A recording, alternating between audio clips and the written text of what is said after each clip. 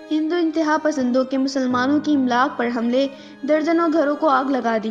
भारतीय रियासत राजस्थान के ज़िला करौली में हिंदू इंतहा पसंदों ने मुसलमानों की इमलाक पर हमले करके तोड़फोड़ की और दर्जनों घरों को आग लगा दी।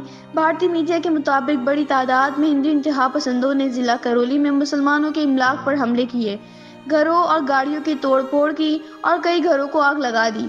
मीडिया रिपोर्ट्स के मुताबिक करौली में हिंदू बुलवाइयों के मुसलमानों के घरों पर धावे के बायस लगाए गए कर्फ्यू में 7 अप्रैल तक तोसी कर दी गई है और जिला भर में इंटरनेट सर्विस भी बंद कर दी गई।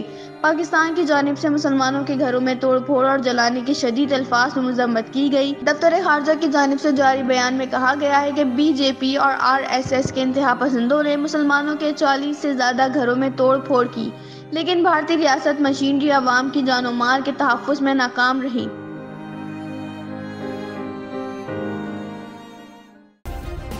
सब्सक्राइब करें और बेल दबाएं ताकि कोई खबर रह न जाए।